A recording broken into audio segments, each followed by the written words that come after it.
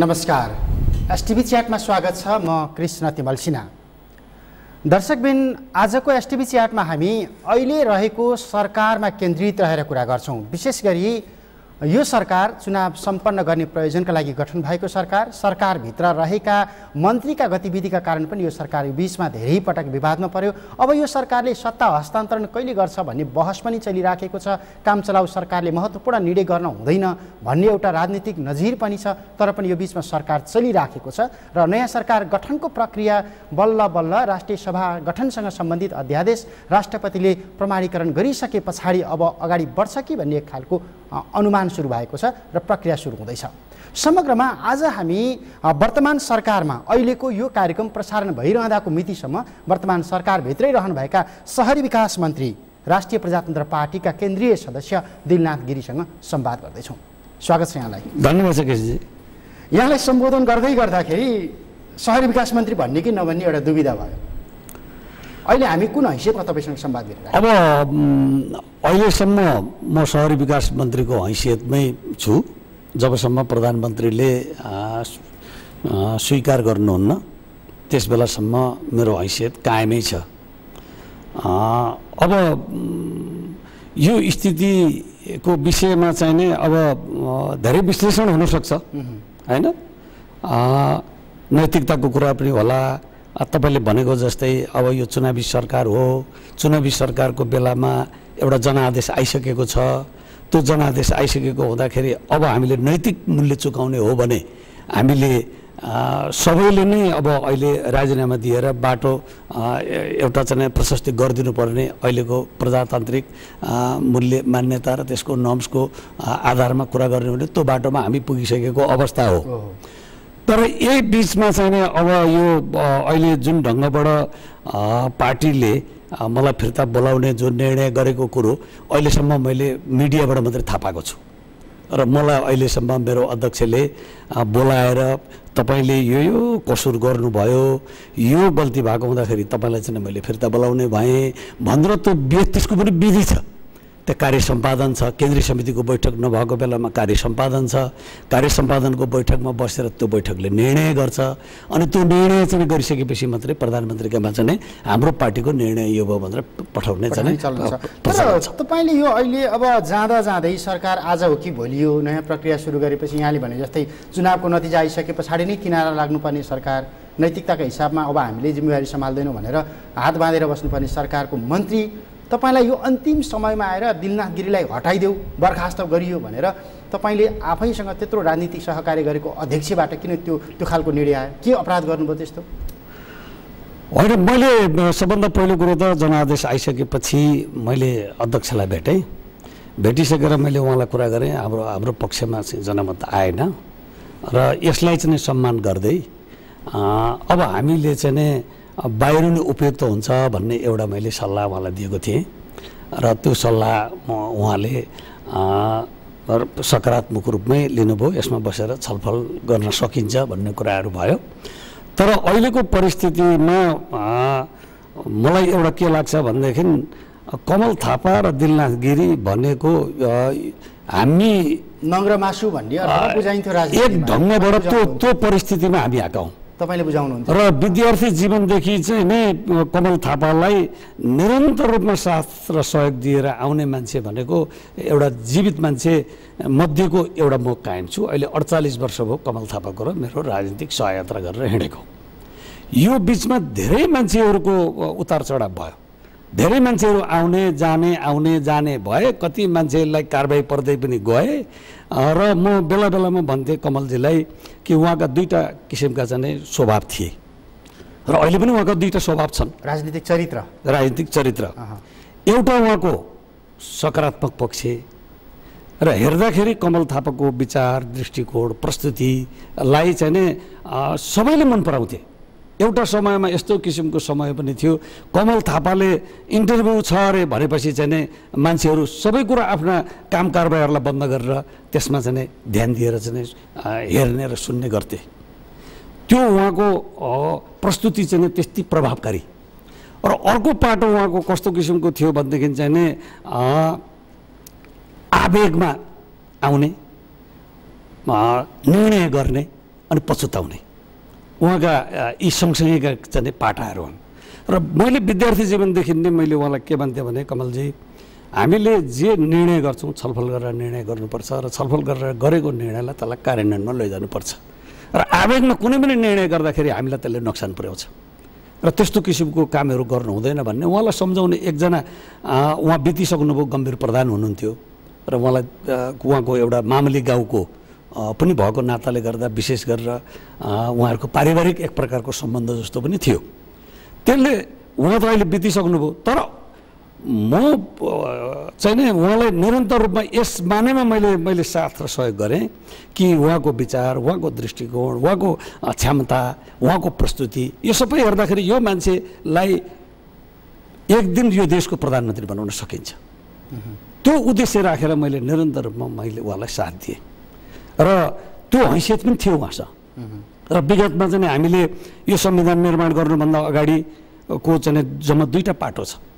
एउटा पाटो संविधान निर्माण गर्नुभन्दा अगाडिको जनमत पाटो जो हामीले भूमिका खेल्यौँ र त्यसपछिको अर्को पाटो जो संविधान निर्माण पछिको यो 2टा पाटोको विश्लेषण गर्दाखेरि अघिल्लोमा हामी अत्यन्तै उत्साहित भयौँ र जनताले हामीलाई विश्वास गरे र जो कमसेकम चाहिँ 4वटा सिट भएको ठाउँलाई चाहिँ 24वटा सिट दिएर चौथो एउटा शक्तिको रूपमा स्थापित गरे भने अब चाहिँ नि हामीले यही एजेन्डालाई म्याक्सिमम रूपमा चाहिँ हामीले अगाडि बढाएको खण्डमा आउने अर्को चुनाव यो जो चुनाव भर्खरै गयो यो चुनावमा हामी दोस्रो वा तेस्रो शक्ति हुने हैसियत राख्ने दलको रूपमा हामी उपस्थित भएका थियौँ। जनताको त्यो विश्वास हामीले आर्जन गरेका थियौँ।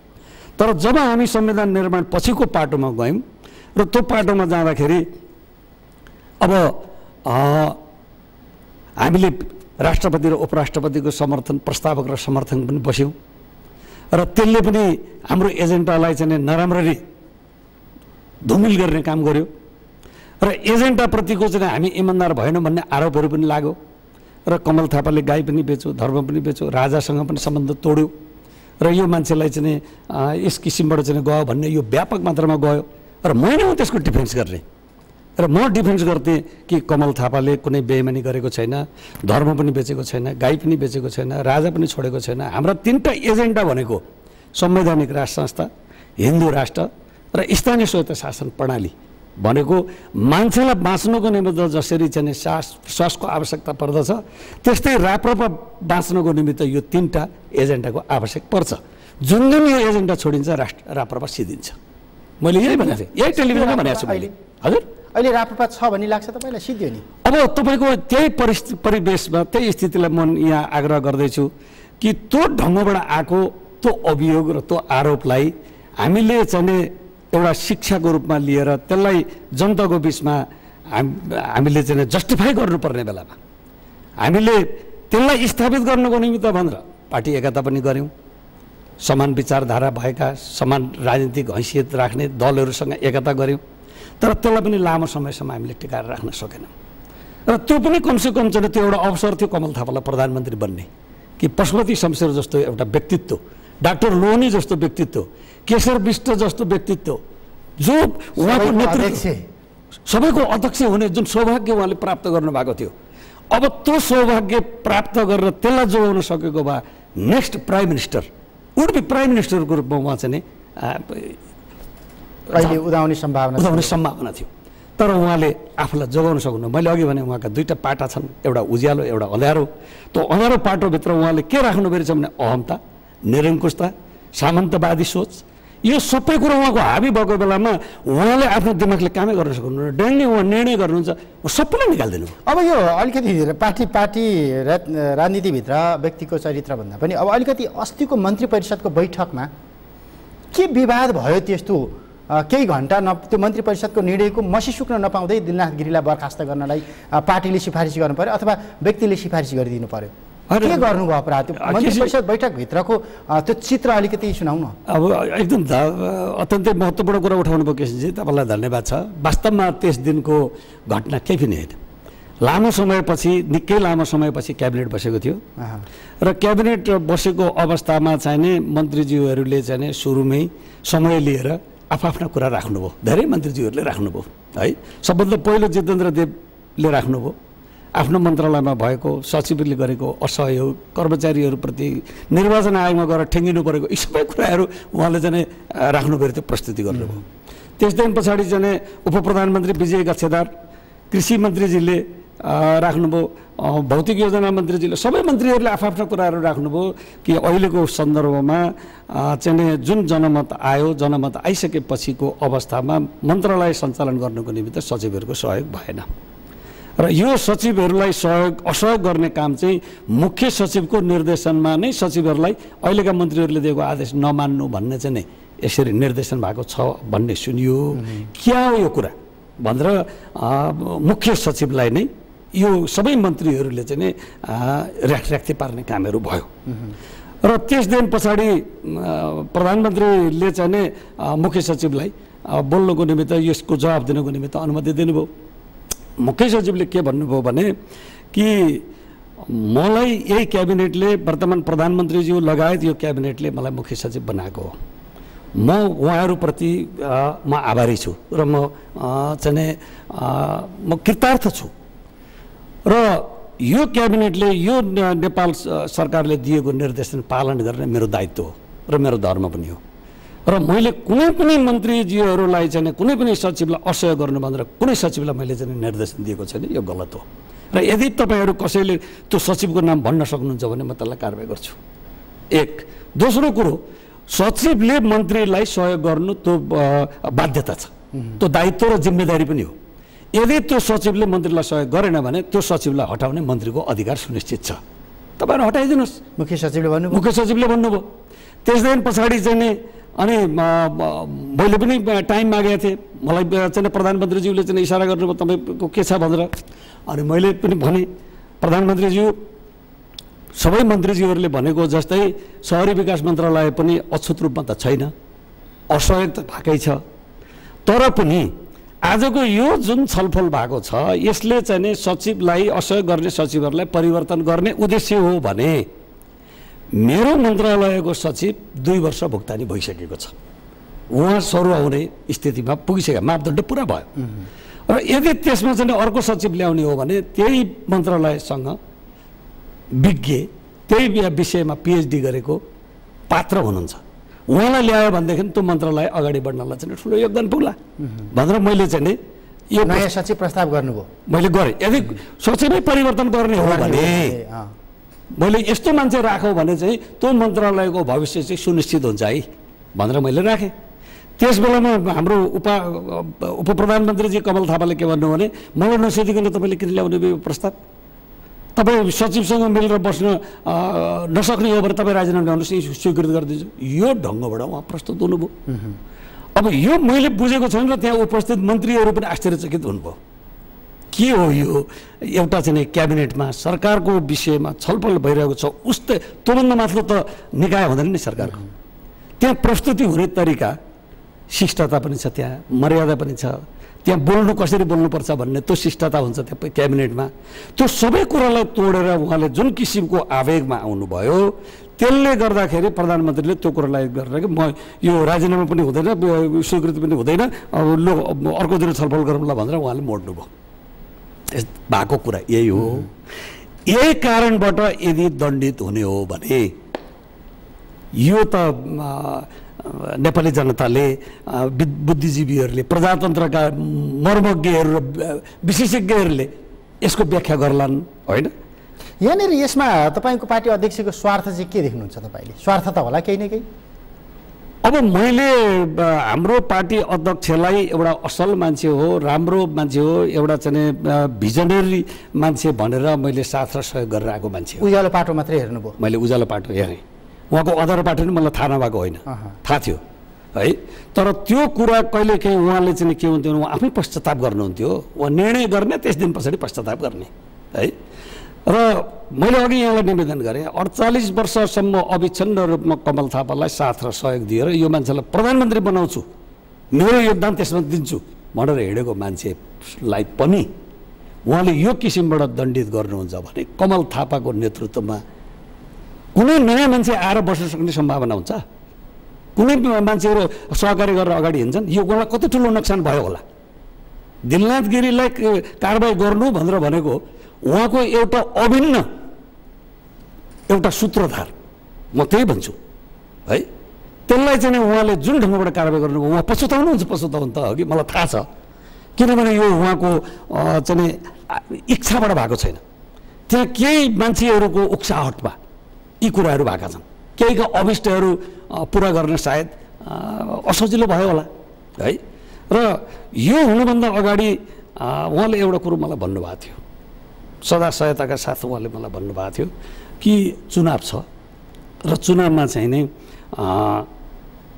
केही आर्थिक चाहिँ नै सहयोग चाहिँ जुटाउनु पर्यो, चन्दा उठाइदेऊ, सिधै भाषामा चन्दा उठाइदेऊ।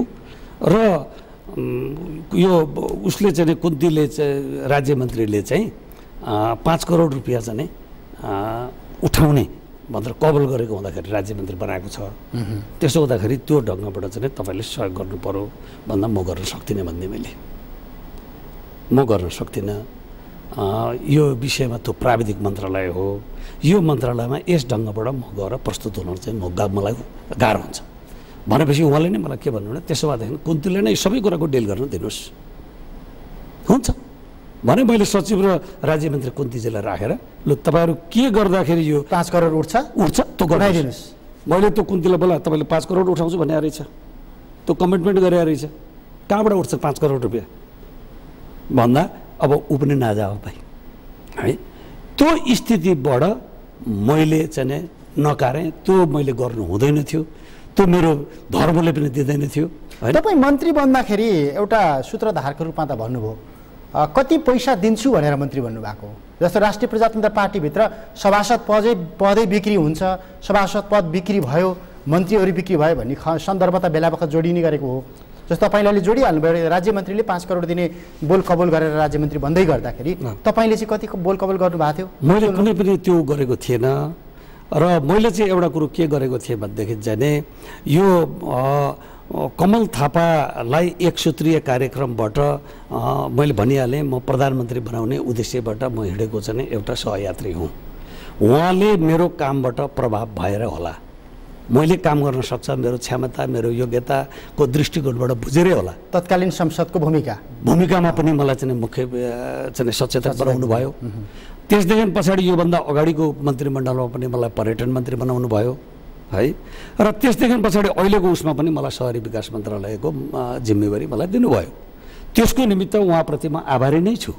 मैले आफ्नो कर्तव्य पुरा गर्ने काममा मैले गरेको छु र मैले भनिहालेँ उहाँको क्षमता योग्यता उहाँको चाहिँ उसलाई चाहिँ मूल्याङ्कन गर्ने हो भने यो देशको प्रधानमन्त्री भएर एउटा नयाँ परिस्थिति निर्माण गर्न सक्ने क्षमताको मान्छे हो भनेर म लागेको मान्छे हुँ है।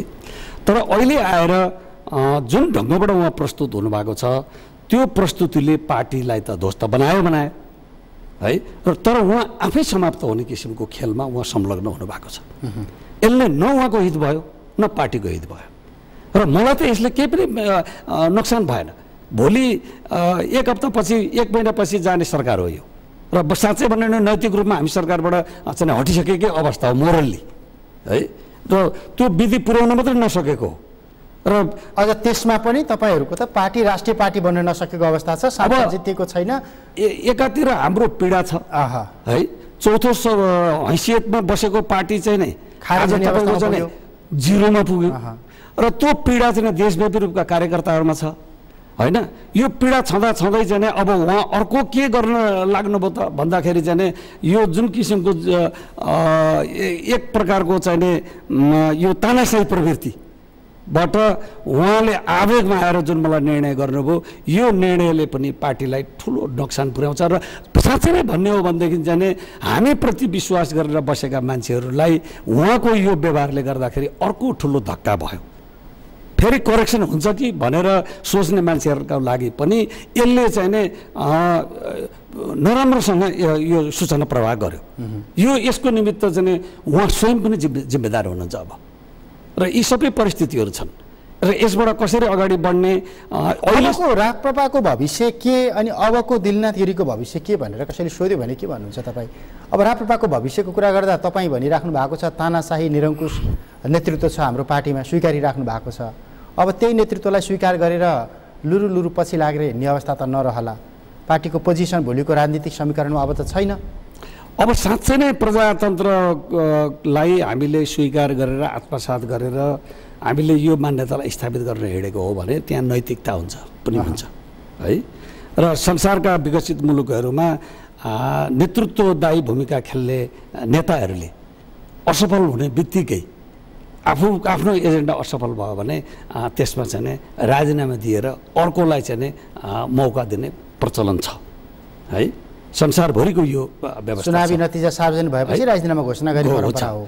अब हाम्रो अध्यक्षको नेतृत्वमा चाहिँ नि हामी चौथो शक्ति बनेको पार्टीको एजेन्डा लिएर हामी चाहिँ चुनावमा गयौँ, त्यो चुनावमा जिरोमा आयो। अब त्यो जिरोमा आइसकेपछि नैतिकताको दृष्टिकोणले भने अस्ति उहाँले राजीनामा गर्नु पर्थ्यो र नयाँ नेतृत्वलाई अब लैजाउँ भनेर पहल गर्नु पर्थ्यो, समीक्षा हुनु पर्थ्यो। समीक्षा हुनु पर्थ्यो। यस्तो यस्तो फेरि कार्यकर्ताहरूले होइन तपाईँ आउनु पर्यो भनेर भने त्यो कार्यकर्ताको दबावमा उहाँले आउँदा राम्रो हुन्थ्यो होइन। तर उहाँले विकल्पै नदिकन चाहिँ यत्रो ठुलो नक्सानी पनि हुने, प्रजातन्त्रका कुरा पनि हामी गरेर जनताको बिचमा हिँड्ने, हामी प्रजातन्त्रवादी हो, वैकल्पिक राष्ट्रवादी प्रजातन्त्रवादी शक्ति पनि भन्ने। अनि त्यो शक्तिको चरित्र चाहिँ यस्तो यो किसिमको चाहिँ हरकत देखाएपछि त्यो जनताले हामीलाई मान्छ, विश्वास गर्छ। तर जनताको विश्वास त तपाईँहरूले त्यही दिन गुमाउनु भयो जुन दिन रूपान्तरित संसदको म्याद सकिँदैछ भोलि बेलुकी 12 बजे। आज गएर शीतल निवासमा शपथ खाइदिनु भयो। गलत त त्यहाँनिर भएको हो नि चुनावको मुखमा। निश्चित रूपमा यो प्रक्रिया पनि एकदम गलतै हो होइन। हामीले एउटा यो विषयमा मैले अघि निवेदन गरेँ यहाँलाई कि संविधान निर्माण गर्दाखेरिका चाहिँ दुईटा पाटा, त्यो निर्माण हुनुभन्दा अगाडिको पाटोमा हामीले असाध्यै राम्रो भूमिका हामीले निर्वाह गऱ्यौँ। जनताले हामीलाई चाहिँ ठुलो सेवासी दिएकै हो। र संविधान निर्माण गरिसकेपछिको जुन पाटो भयो, जो सरकारमा हामी गयौँ र त्यो सरकारमा गइसकेपछि पनि हामीले खेलेको भूमिकाले जनतालाई चाहिँ निकै हामीले उत्साहित यो ठिकै गरे भन्ने चाहिँ परेको हो। कमल थापाले खेलेको भूमिका परराष्ट्र मन्त्रालयमा नाकाबन्दीको समय विभिन्न नाकाबन्दीको समयमा खेलेको भूमिकाले चाहिँ र चीनसँग भएको चाहिँ जुन सम्बन्ध भयो, वाणिज्य तथा पारावन सन्धि, यो विभिन्न नाकाहरू, ट्रेनको चाहिँ ऊ चाहिँ यो कुराको सम्झौताले गर्दाखेरि चाहिँ कमल थापाले गरेको भूमिकालाई जनताले प्रशंसा गरेका थिए है।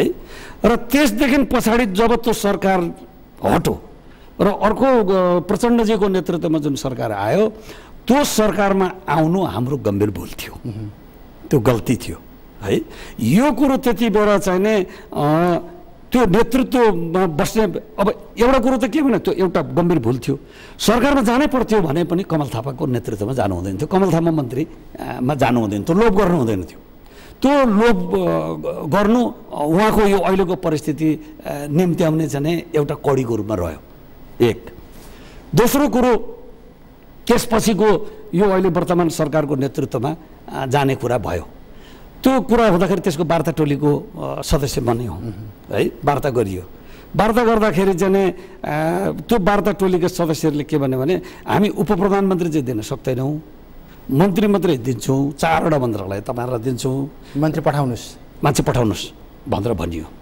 त्यो भनिसकेपछि मैले चाहिँ के जिरे गरेँ भने होइन, तपाईँ चाहिँ हामीभन्दा 6औं हैसियतको चाहिँ दल विजय गसेदारजीको त्यति बेरको दललाई तपाईँ उपप्रधानमन्त्री सहित चाहिँ 3टा मन्त्रालय दिइसक्नुभयो भने हामीले चाहिँ नि कमल थापालाई छोडेर मन्त्री मात्रै जाँदाखेरि चाहिँ कमल थापाप्रतिको मानमर्दन हुन्छ, पार्टी त्यसरी जान सक्दैन। त्यसो हुँदाखेरि कमल थापालाई समेत समावेश गरेर 4वटै मन्त्रालय दिनुहोस्, तर उपप्रधानमन्त्री सहित दिनुहोस् भनेर भन्ने मान्छे मै हो है। किनभने त्यो बेलामा हामीले कमल थापालाई छोडेर गएको भने कमल थापा चाहिँ खराब रहेछ र उसलाई चाहिँ छोडेर गयो भन्दाखेरि अर्कै सन्देश जान्छ भन्ने चाहिँ गर्यो। कि त हामी जानै हुँदैन, के त जाने हो भनेदेखि चाहिँ उपप्रधानमन्त्री सहित जाउँ भन्ने चाहिँ। त्यतिखेर त तपाईँहरूलाई एउटा अप्ठ्यारो पनि थियो नि त, पशुपति शमशेर राणा नेतृत्वको पार्टी चाहिँ सरकारमा थियो, उनीहरू बराबरको हैसियत हामीलाई चाहियो भनेर अर्को बार्गेनिङ गर्ने ठाउँ पनि थियो नि होइन। त्यो पशुपति शमशेरको त्यो पार्टी विभाजन भएर उनीहरू चाहिँ सरकारमा गइसकेको अवस्था एकातिर थियो, अर्कोतिर चाहिँ त्यही हैसियतमा हामी जाँदाखेरि चाहिँ नि हाम्रो चाहिँ एक प्रकारको प्रतिष्ठाको कुराहरू भयो भनौँ, राजनीतिक प्रतिष्ठा जोडियो, त्यहाँनिर गएर जोडियो। त्यसले गर्दा मैले नै नमानेको हो र मैले नै पछि गएर चाहिँ त्यो कुराहरू नमानेपछि हामी सरकारमा गयौँ न। र पछिल्लो चरणमा फेरि वार्ता टोली फिर्ता लिनुभयो सरकारलाई दिएको समर्थन त्यो पनि फिर्ता लियौँ तुरुन्तै। र हामी चाहिँ एउटा चाहिँ नराम्रो काम के गर्यौँ भनेदेखि चाहिँ फिर्ता पनि लियौँ। संविधान संशोधनको विषयमा चाहिँ जुन हामीले चाहिँ एउटा पक्षमा चाहिँ जुन निर्णय गरेका थियौँ त्यो कुराहरूलाई पनि हामीले चाहिँ जाली काम गरेर छाड्दियौँ। यो घटनाक्रमले के देखियो त भन्दाखेरि हाम्रो ढोलमुले अत्यन्तै अवसरवादी मुसा प्रवृत्ति भनौँ न, मुसा प्रवृत्ति आक्षेप लाग्थ्यो तपाईँको पार्टी अध्यक्षलाई, त्यो प्रमाणित भयो। त्यसले जस्टिफाई गर्यो। त्यसदेखि पछाडि अब हामी चाहिँ फेरि मलाई चाहिँ अध्यक्षज्यूले के अराउनु भयो भने एमालेसँग बसेर चाहिँ वार्ता गर्ने, अब चुनावमा जाँदाखेरि उहाँहरूसँग सहकार्य गरेर जाउँ भन्ने किसिमबाट चाहिँ फेरि वार्ता मैले अगाडि बढाएँ। फेरि अर्को घरमा सर्नुभयो? घरमा सरेका छैनौँ, वार्ता चुनावको लागि अब मिलेर जाने हो भनेदेखि चाहिँ एमालेसँग कुरा गरौँ भनेर उहाँले मलाई चाहिँ एमालेसँग कुरा गर्न लाउनु भयो। अब एमालेसँग कुरा गर्दाखेरि के हो भने हामीले चाहिँ 10वटा सिट दिनुहोस् प्रतिनिधि सभामा, प्रदेशमा चाहिँ 30वटा सिट भनिसकेपछि उहाँहरूले पहिले त सकारात्मक हुनुहुन्थ्यो, तर भित्रभित्र उहाँहरूको कुरो के रहेछ भनेदेखि प्रचण्डहरूसँग एकता गरेर अगाडि जाने र कालान्तरमा चाहिँ पार्टी एकीकृत गर्ने चाहिँ उद्देश्यबाट उहाँहरू चाहिँ त्यो अभियानमा लाग्नु भएको रहेछ भने हामीलाई चाहिँ हाम्रो जुन प्रस्ताव त्यो चाहिँ ओझेलमा पर्यो। त्यसलाई चाहिँ सिरियसली उहाँहरूले ग्रहण गर्नु भएन, किन अब त्यो हुँदाखेरि उहाँहरू एउटा शक्तिशाली वामपन्थी शक्ति हुन्थ्यो। अब हामी जाँदाखेरि त अर्कै मान्यता बोकेको चाहिँ दलसँग जाँदाखेरि त एउटा सहकारी मात्रै हुन्थ्यो। तर त्यसो भन्दै गर्दा त तपाईँको पार्टी अध्यक्षले बालकोटसँगको विश्वास प्रचण्ड नेतृत्वको सरकारमा गइसकेपछि गुमाएको अवस्था थियो नि त फेरि राजनीतिमा, होइन? त्यो कुरा त ऐक्यबद्धता जुन प्रतिबद्धता जुन साथ तपाईँको पार्टी अध्यक्षले ओली सरकारमा बस्दाखेरि दिनुभयो त्यो त उहाँले गिराउनु भयो सरकारमा जाँदा। र मलाई एमालेको साथीहरूले मलाई भनेका थिए कि तपाईँले जुन कुराहरू राख्नुभएको छ सहकार्य गरेर तपाईँहरू राष्ट्रवादी एउटा पार्टी अगाडि बढ्नुपर्छ, हामी राष्ट्रवादी एक हुनुपर्छ भनेर भन्दै हुनुहुन्छ। त्यो विषयमा चाहिँ नि तपाईँलाई हिजो चाहिँ हामीले राष्ट्रवादी नै हो कि भनेर विश्वास गरेका थियौँ, तर तपाईँको अध्यक्षको गतिविधि त राष्ट्रवादी लाई निरन्तरता दिने अथवा त्यो किसिमको चरित्र त उहाँको छैन नि, अवसरवादी चरित्र देखियो राजनीतिमा। तपाईँको जतातिर हरियो घाँस देख्यो त्यतातिर उहाँ लोभिने प्रवृत्तिको मान्छे हुनुहुँदो रहेछ। त्यसो हुँदाखेरि अहिले तपाईँ हामीले एकता गरेर के गर्नु, उहाँलाई चाहिँ फेरि अर्को ठुलो उप प्रधानमन्त्री अथवा गृहमन्त्री दिएर चाहिँ काङ्ग्रेसले लोभ्या भने त फेरि त्यतातिर जानु होला भनेर भने यो कुरो त वार्ताको कुरा आयो। तर मैले उहाँहरूलाई के भने अब यो कुनै घटनाक्रममा चाहिँ कहिलेकाहीँ गल्ती पनि हुन्छ, तर सधैँको निमित्त त्यसलाई स्वीकार्नु हुँदैन, त्यसलाई सच्याउने एउटा मौका पनि चाहिन्छ, मौका पनि दिनुपर्छ। त्यसो हुँदाखेरि अब तपाईँहरू टेस्ट गर्नुहोस् न, हामीलाई लु सहकार्य गरेर जाउँ, म तपाईँहरूसँग चाहिँ ग्यारेन्टी गर्छु भनेर भन्दाखेरि उहाँहरूले त्यति बेला चाहिँ पत्याउनु भएन। स्वाभाविक थियो। मैले अध्यक्षलाई सबै रिपोर्ट गरेँ, अब एमालेहरूले हामीलाई चाहिँ त्यति सिरियसली लिएनन् है भनेपछि त्यसो काङ्ग्रेससँग गर्नुहोस् भन्नुभयो। उहाँले देखाइहाल्नु चरित्र हो, उनीहरूले भनेको कुरो त भइदिइहाल्यो। काङ्ग्रेससँग गर्नुहोस् भनेपछि मैले काङ्ग्रेससँग गरेँ है। वार्ता गर्दाखेरि मिनेन्द्र निधि लगायतसँग मैले चाहिँ पूर्णबहादुर खड्का उहाँहरूसँग चाहिँ प्रधानमन्त्रीले त्यति बेला हाम्रो चाहिँ अर्थमन्त्री ज्ञानेन्द्रबहादुर कार्की र मैले नै बसेर एउटा रणनीति बनायौँ। त्यो रणनीति बनाइसकेपछि चाहिँ नि अब लु ठिक छ, त्यति बेला सङ्कट एउटा के पर्यो भनेदेखि अब माओवादीहरूले एमालेसँग सहकार्य गरे, तर अब उनीहरूले सरकारलाई दिएको समर्थन चाहिँ फिर्ता गरेका छैन। आजका मितिसम्म छैन नि। त्यस मैले भनेको आजको मितिसम्म त छैन नि, तर त्यस बेलाको मितिसम्म जुन बेला हामीले निर्णय गरिसकेका छैनौँ नि, हामीले निर्णय नगरेको अवस्थामा एमालेलाई समर्थन गर्दाखेरि माओवादीले एमालेलाई समर्थन गर्दा एमाले बहुमतमा हुने, शेरबहादुरजी प्रधानमन्त्री हुन नपाउने है, र हामीले शेरबहादुरजीलाई समर्थन गरे, शेरबहादुरजी बहुमतमा हुने, प्रचण्डजी केपी ओली कोही उनीहरू प्रधानमन्त्री हुन नपाउने, यो निर्णायक एउटा भूमिकामा हामी थियौँ है। त्यो भूमिका भएको हुँदाखेरि चाहिँ नै अब हामी एमालेसँग जान्छ कि भन्ने डर र त्रास काङ्ग्रेसलाई पनि थियो है। गयो भने शेरबहादुरजीले राजीनामा गर्नुपर्थ्यो, अल्पमतमा हुन्थ्यो र फेरि प्रचण्डजी प्रधानमन्त्री हुने स्थिति थियो है। त त्यो कारणले गर्दाखेरि मैले चाहिँ भने ल ठिक छ, स्थिति यो छ, तपाईँहरू के गर्नुहुन्छ? बालटाले हरियो घाँस देखाइदियो तपाईँहरूलाई। मैले हरियो घाँस देखाइदियो भन्दा नि मैले भने अब अध्यक्षको आशय अनुसार मैले त वार्ता गर्नु पर्यो।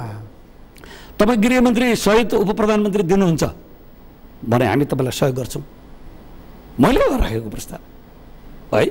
र यदि त्यो दिनुहुन्न भनेदेखि चाहिँ हामी तपाईँलाई सपोर्ट गर्दैनौँ भनेर त उता जान्छौँ भन्ने हो होइन।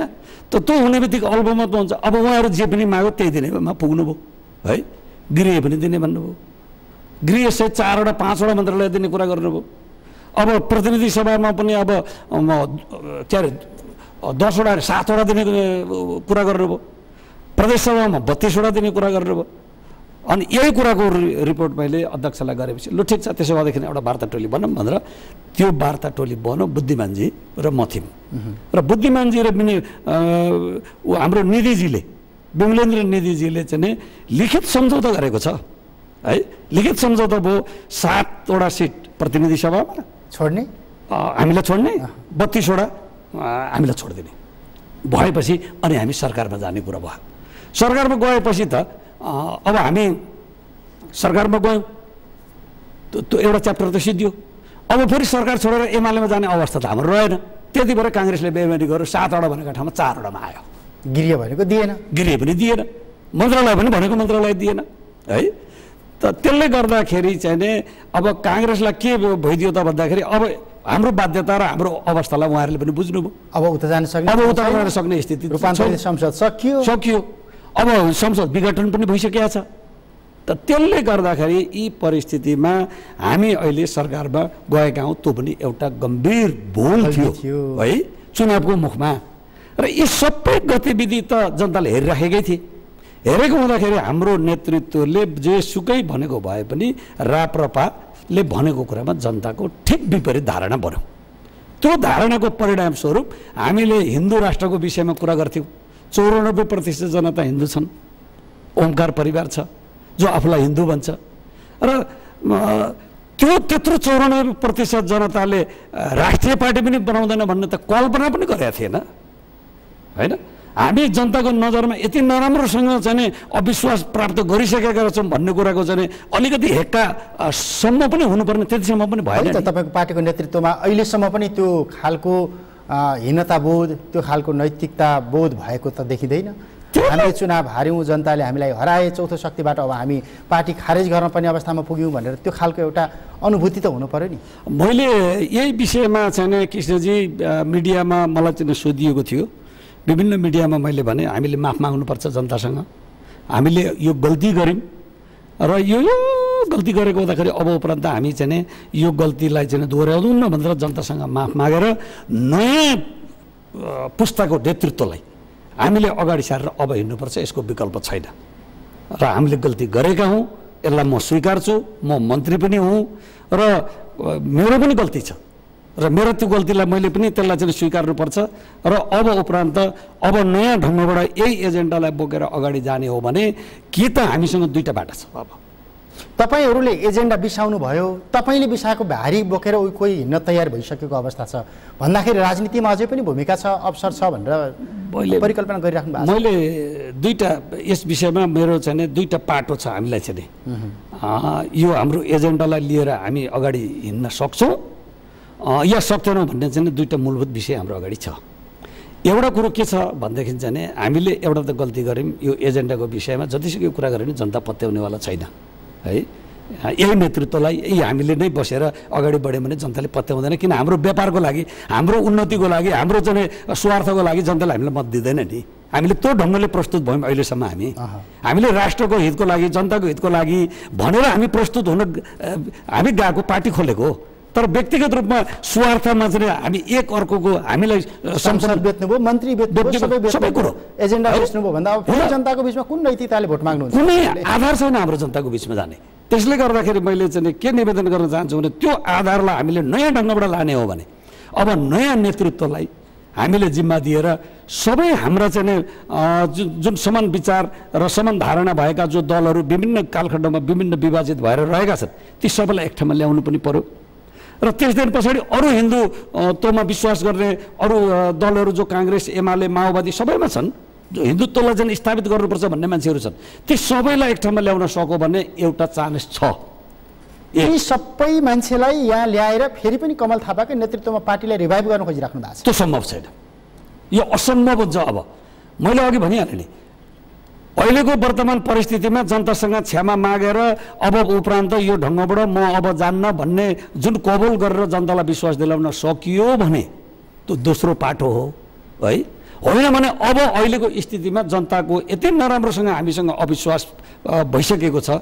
हामीले गरेका कुराहरूमा यो कुनै हालतमा पनि यिनीहरूले भनेको कुरा पुग्दैन, यो गलत काम हो। यिनीहरू आफू सम्पन्न हुनको लागि, आफू धनी हुनको लागि, आफ्नो स्वार्थ पूर्ति गर्नको लागि यो यिनीहरूलाई मत दिएर हामी कुनै हालतमा दिँदैनौँ भन्ने मानसिकता जनताको भनौँ स्थापित भइसक्यो थियो। अब त्यसलाई चिर्ने भनेको एउटै मात्रै उपाय छ, त्यो चाहिँ नयाँ नेतृत्वले यो अहिले मैले भनेअनुसारबाट गइयो भनेदेखि त्यो सम्भावना छ एउटा।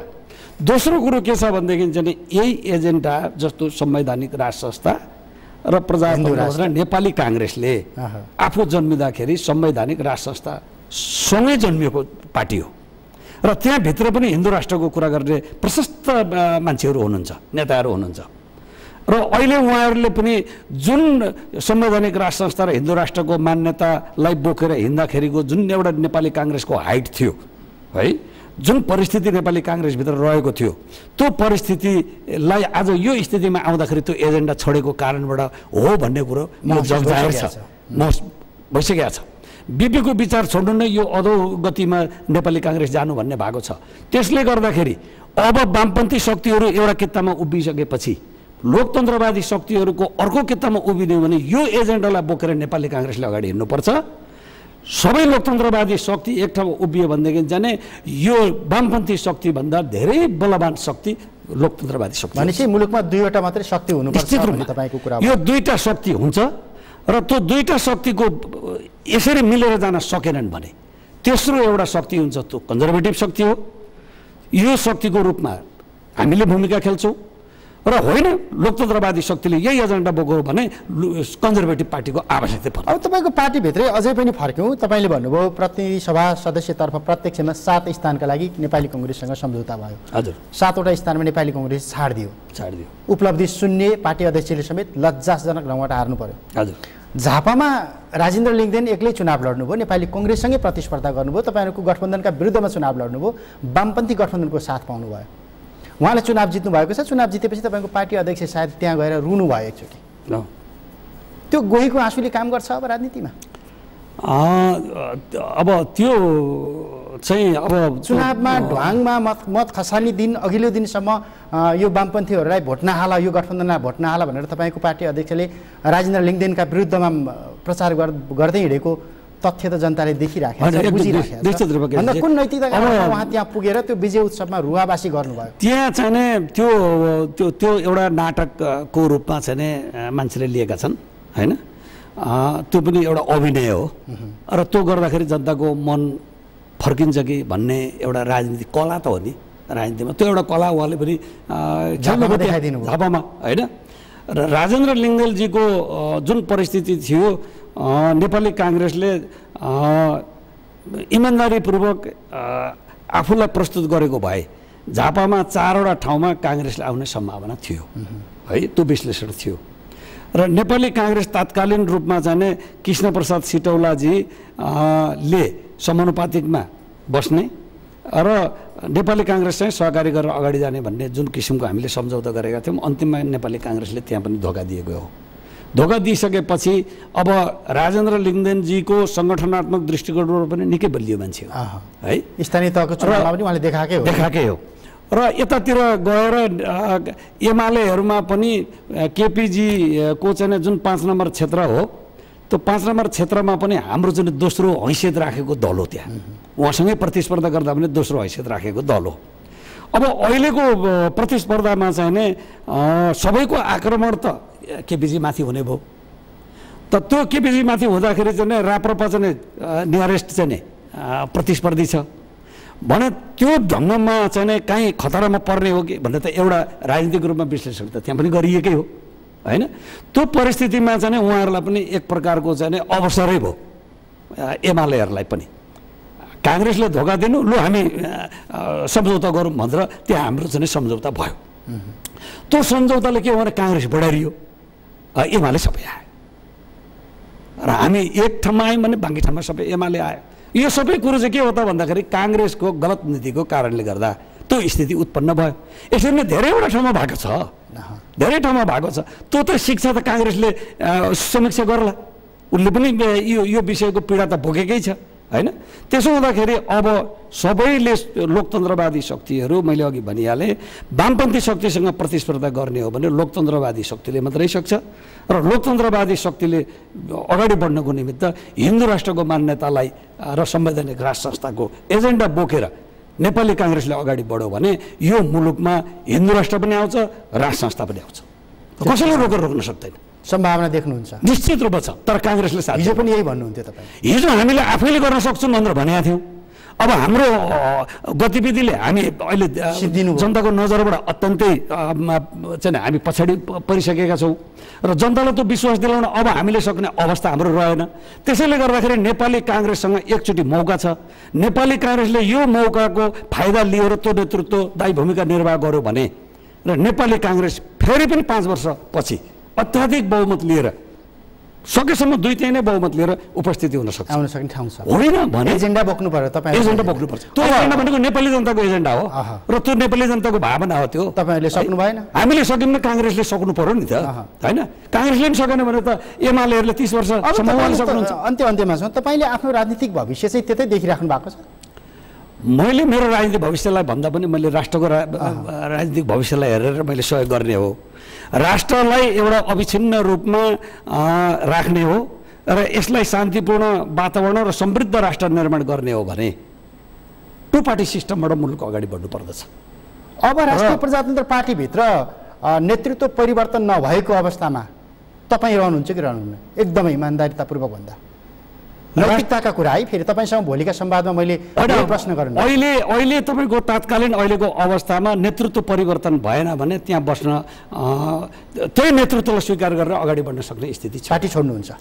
पार्टी छोड्नु परेन, त्यो नेतृत्वलाई गठन गर्नुहुन्छ। पार्टी नयाँ ढङ्गबाट आउँछ नि त। राष्ट्रवादी शक्तिहरू छ होइन, विभिन्न कालखण्डमा फुटेका शक्तिहरू छन्, बाहिर बसेका चाहिँ शक्तिहरू छन्। जस्तो चाहिँ गोलबन्द गर्नुहुन्छ, यो चाहिँ अहिले जुन किसिमको एउटा नयाँ चाहिँ एउटा सन्देश दिइराखेको छ हाम्रो साझा पार्टी विवेकशील पार्टीहरू होइन, त्यो पार्टी पनि राष्ट्रवादी पार्टी हो।